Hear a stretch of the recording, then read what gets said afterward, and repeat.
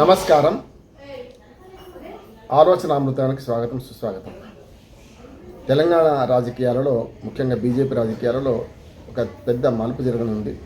ముఖ్యంగా రెండు వర్గాలుగా చీలిపోయిన అటుపక్క ఈటల రాజేందర్, బండి సంజయ్ బీజేపీలో సఖ్యత కోసం ఏర్పడ్డ సమావేశం ఒక రకంగా సక్సెస్ అయినట్టు లెక్క. అలాగే తీసుకున్నారు. తెలంగాణ బీజేపీ ఇన్ఛార్జిగా అభయ్ పాటిల్ వచ్చిన తర్వాత ఈ మార్పు చోటు చేసుకున్నది. అభయ్ పాటిల్ వీళ్ళిద్దరిని కలపడమే కాకుండా మరి మన డాక్టర్ లక్ష్మణ్ గారి ఇంట్లో కలపడమే కాకుండా అటు పక్కన అరవింద్, నిజామాబాద్ ఎంపీ అరవింద్ ఇంటికి కూడా వెళ్ళి కొంత బీజేపీలో కొన్ని వర్గాలను ఏకం చేసే ప్రయత్నం చేశారు. విచిత్రం ఏంటంటే బీజేపీలో 3 వర్గాలు ఉన్నాయి, అందరికీ తెలుసు. ఒకటేమో కట్టర్ బీజేపీ, మొదటి నుంచి ఉన్న కిషన్ రెడ్డి, బండి సంజయ్, అట్లాగే మన డాక్టర్ లక్ష్మణ్, ఇంద్రసేన నుంచి మొదలుకొని వాళ్ళందరూ కూడా మొదటి నుంచి ఉన్నవాళ్ళు. ఆ తర్వాత బీజేపీలో చేరిన వాళ్ళు చూసుకుంటే అటు పక్క బీఆర్ఎస్ నుంచి చేరారు. ఈటల రాజేందర్ లాంటి వాళ్ళు చాలామంది బీఆర్ఎస్ నుంచి చేరిన వాళ్ళు, మిగతా నాయకులు చాలా ఉన్నారు. అట్లాగే కాంగ్రెస్ నుంచి డీకే అరుణ నుంచి మొదలుకొని చాలామంది చేరారు. కొండా విశ్వేశ్వరరెడ్డి కానీ, బూర నరసయ్య గౌడ్ కానీ వీళ్ళందరూ టీఆర్ఎస్ నుంచి చేరిన వాళ్ళు ఉన్నారు. ఇది మొత్తం మీద 3 ముక్కలాట నడుస్తుంది. మొదటి నుంచి కూడా కట్టర్ బీజేపీ ఉన్నవాళ్ళు ఒక వర్గం అయితే, తర్వాత చేరిన వాళ్ళతో కొన్ని సమస్యలు వచ్చినాయి కూడా. అటు పోవడం ఇటు పోవడం చాలాసార్లు. ఇప్పుడు టీఆర్ఎస్ నుంచి చేరిన కొందరు బయటకు కూడా మళ్ళీ బీఆర్ఎస్ నుంచి చేరిన సందర్భం చూసాం. దాసో శ్రవణ్ లాంటి వాళ్ళు మరి బీజేపీలోకి మొదలు కాంగ్రెస్, తర్వాత బీజేపీ, ఇట్లా వెళ్ళి మళ్ళీ తిరిగి సొంత గుడికి చేరుకున్న సందర్భాలు చూసాం. కనుక ఎప్పుడు కూడా ఫిరాయింపు రాజకీయాలలో మరి కట్టర్ బీజేపీకి కాంగ్రెస్, బీఆర్ఎస్ నుంచి వచ్చిన బీజేపీ వర్గానికి కొంత పోటీ జరుగుతున్నది. తెలంగాణలో కుల సమాజం కాదు కనుక ఆ వర్గ సమాజమే. కానీ ఈ మధ్యన 60 ఏళ్ల తర్వాత ఉమ్మడి ఆంధ్రప్రదేశ్లో కొన్ని అలవాటైనాయి కనుక కులాల పరంగా కూడా కొంత జరుగుతుంది. ఏ కులం వాళ్ళు ఆ కులం ఓటేసుకోరు, కానీ కులాల రాజకీయం కూడా నడుస్తున్నది. తెలంగాణలో 2 ప్రధాన సామాజిక వర్గాలు బీసీలలో, ముదిరాజులు కానీ ఇటు మున్నూరు కాపు కానీ, ఈ 2 వర్గాలకు బండి సంజయ్ ఒకదానికి, అట్లానే ఇటు పక్కన ముదిరాజు సమాజ వర్గాన్ని ఈటల రాజేందర్ ప్రతినిధి వహిస్తున్నారు. అట్లానే వాళ్ళ ఓట్లే వాళ్ళు వేసుకోవడం కాదు, కానీ ఒక అంచనా ఉంటుంది, ఒక ఆలోచన ఉంటుంది. దాంతో ఇద్దరి మధ్యన సఖ్యత లేకపోతే బీజేపీకి రేపు కష్టం అని చెప్పి వీళ్ళిద్దరిని ఏకం చేసే ప్రయత్నం ఇటు పక్కన మన అభయ్ పాటిల్ అభయం పనికొస్తుందా, ఇది అలాయ్ ఇప్పటికైనా మొత్తం అవుతుందా, ఇది కలిసి ఉంటారా అనే సమస్య కూడా వస్తుంది. అప్పుడప్పుడు నిజామాబాద్ ఎంపీ అరవింద్ కూడా సన్నాయి నొక్కులు నొక్కుతున్నారు పార్టీ మీద.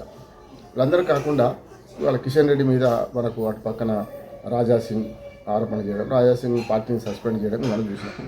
అంటే మొత్తం మీద ఇంటిలోని పోరు ఇంతింత కాదయ్యా అన్నట్టు ఇంట్లో పోరులో బీజేపీ ఉన్నది, బహిరంగ రహస్యమే. ఎందుకంటే బీజేపీ వాళ్ళు ఒప్పుకోకపోయినా ఈ 3 వర్గాల మధ్యన అంటే సమన్వయం కుదురుతలేదు అంటున్నారు. కానీ నేనేమంటానంటే ఇవాళ జిల్లాలకి పండుగ అవుతుందా లేదా ఆలోచన చేయాలి. అంటే ఇవాళ అభయ్ పాటిల్ కర్ణాటకలో సీనియర్ నాయకుడు, 4 సార్లు ఎమ్మెల్యేగా గెలిచారు. ఆయన ఉత్తర కర్ణాటకలో ఉన్న బెల్గాం దక్షిణ నియోజకవర్గం నుంచి ఆయన 3 సార్లు గెలిచారు. అంతకుముందు ఇంకో నియోజకవర్గం ఉన్న అది రద్దు కావడంతో 2009 తర్వాత వరుసగా బెల్గాం నియోజకవర్గం గెలుస్తున్నారు. బెల్గాం కర్ణాటకలో 2వ రాజధాని అంట. అసెంబ్లీ సమావేశాలు జరుగుతాయి అక్కడ. ప్రతి సంవత్సరం ఒకసారి అసెంబ్లీ సమావేశాలు జరుగుతాయి. అట్లాగే స్వర్ణ అసెంబ్లీ అని అక్కడ ఒక 2012లో నిర్మాణం కూడా అయింది. కనుక ఉత్తర కర్ణాటకకు ముఖ్యంగా బెల్గాం అనేది ఉత్తర కర్ణాటకలో ఒక రకంగా 9 లక్షల జనాభా, ఇప్పుడు 2026 అంచనా 8-10 లక్షల పైగా ఉంటుంది. ఆ జిల్లాలో అయితే దాదాపు 26 లక్షల మంది జనాభా ఉంటారు. మరి ఉత్తర కర్ణాటకకు ముఖ్యంగా ప్రాతినిధ్యం వహించే దానిలో ప్రముఖ నాయకుడిగా అభయ్ పాటిల్ పేరొందిండు. ఆయనని ఇవాళ తెలంగాణ ఇన్ఛార్జ్ వేయడం, అట్లాగే కర్ణాటక, తమిళనాడు ఆ ప్రాంతానికి ఇన్ఛార్జిగా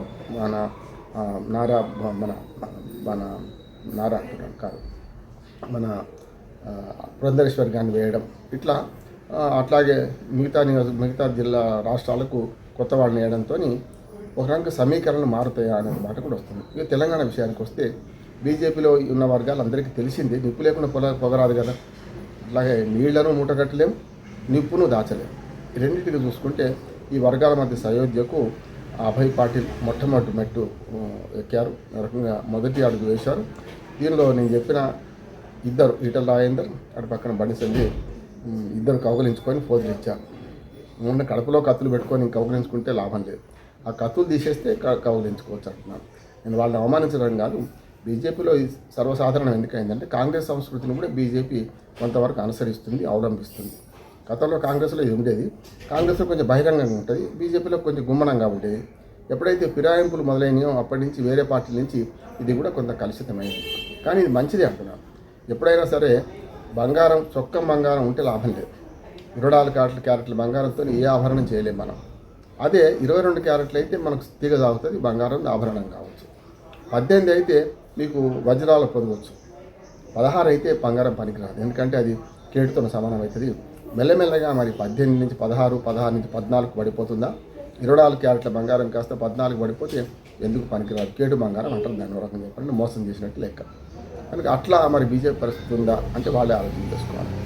ఇంకా వినదగురు ఎవరు చెప్పినా అన్నట్టు వాళ్ళ వర్గ విభేదాలు మాని అందరూ ఐక్యంగా కృషి చేస్తే ఏ గూటి పక్షులు ఎక్కడి నుంచి వచ్చాం అని ఆలోచించకుండా వీళ్ళు కూడా కొంత సమయం పాటించి మరి కలుపుకునే వాళ్ళని సరైన విధంగా కలుపుకుంటే ఏం కాదు. అట్లా చూసుకుంటే మనకు పూర్తి స్థాయిలో ఇవాళ బీజేపీ పార్టీలో అంతర్గత కలహాలు ఉన్నమాట వాస్తవము.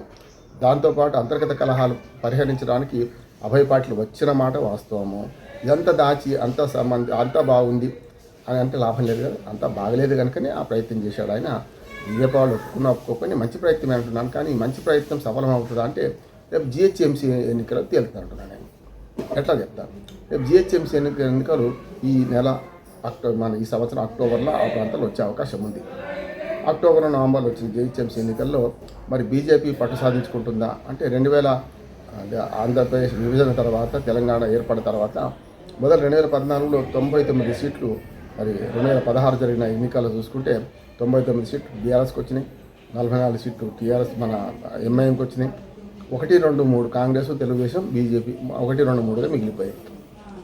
మరి ఆ తర్వాత 2021లో జరిగిన ఎన్నికలు చూసుకుంటే మరి బీజేపీ పుంజుకొని 45 సీట్లకు ఎదిగింది. ఎంఐఎం 44 సీట్ల దగ్గర అయింది. మిగతా సగం సీట్లు ఇప్పుడు ఇటు పక్కన బీఆర్ఎస్ గెలుచుకుంది. అంటే 150లో కేవలం 130 గెలుచుకున్నది. అయినా సరే ఎంఐఎం సహకారంతో బీజేపీ మన బీఆర్ఎస్ అధికారం చేజిక్కింది. ఈ మధ్యన కాంగ్రెస్ పార్టీ అధికారంలోకి వచ్చిన తర్వాత మొత్తం అంతా మార్చి పడేసాం చూసాం. కానీ ఇప్పుడు చూసుకుంటే ఏమవుతుందంటే ఇప్పుడు బీజేపీ కనుక పుంజుకోవాలంటే మొట్టమొదటిగా జిహెచ్ఎంసీలో గెలవాలి. అంటే ఇంట గెలిచి రచ్చ గెలవాలి కదా. కనుక మొదలు ఇంట గెలిచే ప్రయత్నం చేస్తున్న క్రమంలో ఆ వర్గాలను ఏకం చేయడం, అభయ పార్టీలు వాళ్ళకి అభయాలు ఇవ్వడం, ఇట్లా చేస్తే బాగుంటుంది, ఇట్లా చేస్తే బాగుంటుంది అని వాళ్ళు చేయడం, ఇవన్నీ జరుగుతున్నాయి.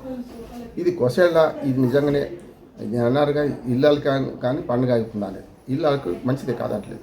తర్వాత వీళ్ళ వర్గ విభేదాలు ఇట్లాగే ఉంటాయి. ఎందుకంటే బండి సంజయ్, ఈటల రాజేందర్ ఇద్దరు కూడా ఒకే ఉమ్మడి జిల్లా కరీంనగర్ జిల్లాకు చెందిన వాళ్ళు, 2 ప్రధాన బీసీ వర్గాలకు ప్రాతినిధ్యం వహిస్తున్న వాళ్ళు.